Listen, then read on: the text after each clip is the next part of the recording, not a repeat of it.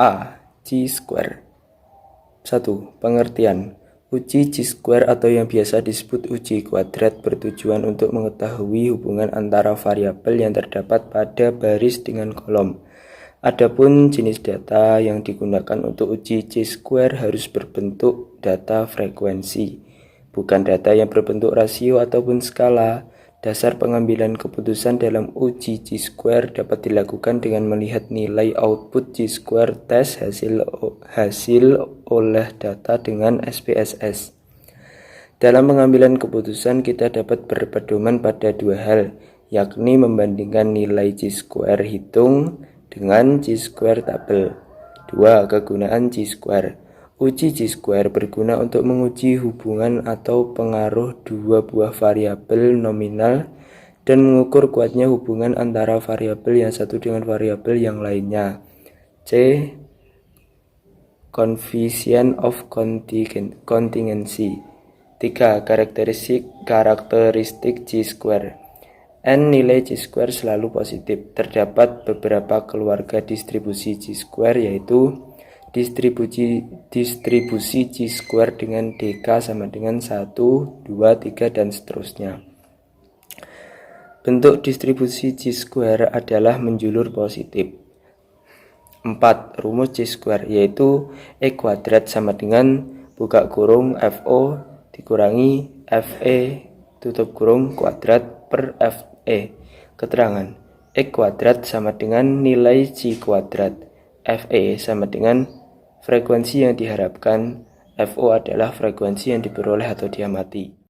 Gambar 1 menampilkan 3 jenis distribusi Chi-square dengan derajat kebebasan 1, 5, dan 10. Tampak bahwa pertama, semakin kecil derajat kebebasan, kemencengan kurva distribusi semakin positif. Artinya proporsi nilai rendah pada distribusi lebih besar. Dan yang kedua, semakin besar derajat kebebasan, kurva distribusi semakin simetris. Kemudian yang selanjutnya adalah contoh tentang uji chi-square, uji koefisien kontingensi, yakni di sini disajikan bahwa peneliti ingin mengetahui apakah terdapat hubungan antara jenis kelamin dengan hobi. Karena memang fungsi dari chi-square sendiri adalah relasi antara baris dengan kolom. Di situ terdapat jenis datanya, laki-laki suka olahraga 27, perempuan suka olahraga 13, laki-laki yang suka otomotif 35, perempuan yang suka otomotif 15. Laki-laki suka shopping 33, perempuan yang suka shopping 27, laki-laki suka komputer 25, perempuan yang suka komputer 25. Nah, dari data yang tertulis ini, langkah selanjutnya adalah pengujian, yakni tulis hipotesis H dan H. H, yakni jika X sama dengan 0, maka tidak terdapat relasi signifikan antara jenis kelamin dengan hobi. Jika X tidak sama dengan 0, maka terdapat relasi yang signifikan antara jenis kelamin dengan hobi. Nah, kemudian langkah selanjutnya, kita mengetahui jumlah data yang tertulis, lalu langkah selanjutnya adalah kita membuat tabel untuk mempermudah. Nah, di sini kita buat tabel kontingensi yang berbentuk 2x4, 2 baris dan 4 kolom. Kita buat sekalian kita jumlah. Di sini terdapat laki-laki olahraga 27-13 sehingga total adalah 40. Dan seterusnya. Kemudian jumlah laki-laki kita total semua. Laki-laki suka olahraga berapa, otomotif berapa, shopping berapa, komputer berapa, sehingga ketemu 120. Nah, dari 120 dan 80 ini kita jumlahkan menjadi 200, sehingga total laki-laki dan perempuan yang menyukai semua olahraga adalah 200. Langkah yang selanjutnya adalah kita mencari nilai frekuensi yang diharapkan atau FE.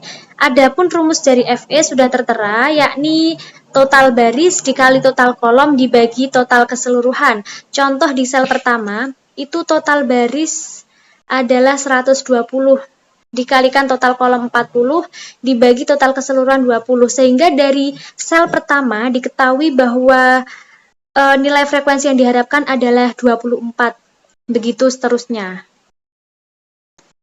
Contoh yang kedua, yakni total baris kali total kolom dibagi total keseluruhan. 80 dibagi 80 dikali 50 dibagi 200, sehingga ketemu FE di kolom yang kedua otomotif, yakni 30. Begitu juga seterusnya.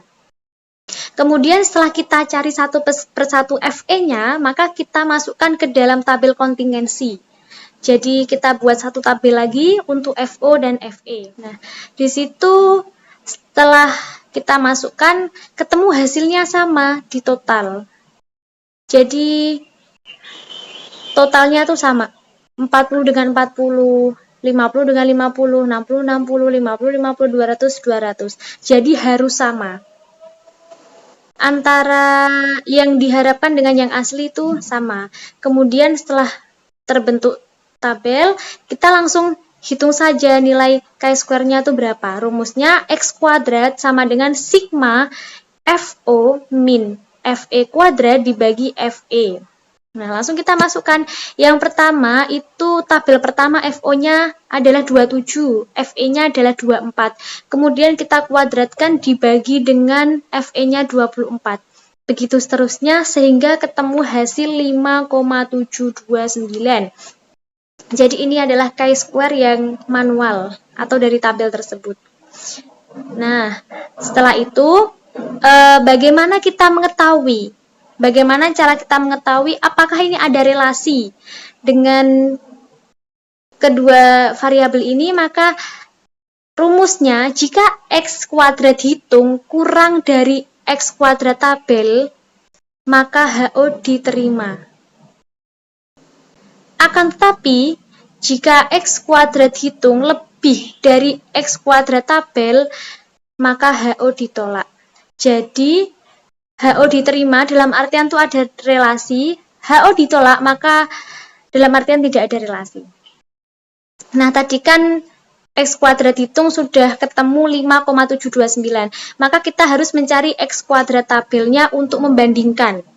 Nah, rumusnya adalah taraf signifikasi adalah 0,05, DF untuk mengetahui tabelnya, dalam tabelnya itu gimana? Caranya baris min 1 dikalikan kolom min 1. Di situ kan ada 2 baris dan ada 4 kolom, maka langsung 2 baris dikurangi 1 dan 4 kolom dikurangi 1. Jadi hasilnya adalah 3. Rumusnya adalah taraf signifikasi 0,05 dikuadratkan kemudian dikali 3 sehingga ketemu hasil 7,815. Nah, dari sini dapat disimpulkan bahwa kita harus membandingkan setelah itu. X kuadrat hitung adalah 5,729, sedangkan X kuadrat tabelnya adalah 7,815, sehingga X kuadrat hitung kurang dari X kuadrat tabel, seperti yang sudah dijelaskan di awal bahwa HO adalah diterima, sehingga kesimpulannya tidak terdapat hubungan yang signifikan. Berbeda kalau semisal X kuadrat hitung itu lebih dari X kuadrat tabel, maka ada relasi. Jadi seperti itu. Yang pertama adalah kita buat tabel, kemudian kita cari FE-nya, kemudian setelah itu kita hitung chi-square-nya berapa, kemudian kita hitung X kuadrat tabelnya, baru kita bandingkan untuk mengetahui apakah ada relasi. Oke. Uji Fisher-Exet. Uji Fisher-Exet merupakan uji alternatif ketika uji chi-square tidak memenuhi syarat untuk digunakan. Misalnya nilai expectation di chi-square lebih dari 20% atau tidak ada nilai ekspektasi label kurang dari 5% jika menggunakan tabel 2x2. Uji Fisher-Exet digunakan untuk menguji signifikasi hipotesis komparatif dua sampel kecil independen bila datanya berbentuk nominal.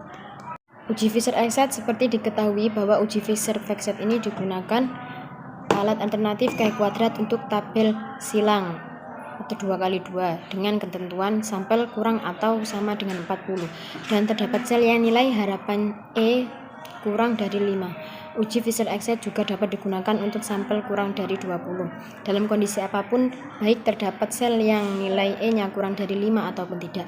Asumsi dari uji ini adalah data yang akan diuji mempunyai skala pengukuran nominal. Contoh kasus 1. Sebuah studi kasus kontrol ingin melihat pengaruh merokok malam dengan kejadian kanker paru. Hasil yang diperoleh tersaji pada tabel silang berikut. Dalam menghitung probabilitas Fisher tersebut, seperti tabel di atas, akan mudah dilakukan dikarenakan salah satu selnya ada yang bernilai 0, sehingga kita tidak perlu lagi menghitung nilai deviasi ekstrimnya. Penyelesaian tabel di atas sebagai berikut. Perlu diingat bahwa nilai probabilitas yang diperoleh dan perhitungan di atas merupakan perhitungan uji satu sisi, dan untuk melakukan uji dua sisi tinggal mengalihkan nilai di atas dengan 2. Kesimpulan, karena nilai P sama dengan 0,114 lebih besar dari nilai alfa sama dengan 0,05, maka kita menerima HO pada uji satu sisi, sedangkan pada uji dua sisi diperoleh nilai P sama dengan 0,1142 sama dengan 0,228, sehingga kita menerima HO. Jadi baik pada uji satu sisi maupun dua sisi, kita menyimpulkan tidak ada perbedaan yang bermakna antara mereka yang merokok maupun tidak merokok pada malam hari terhadap kanker paru.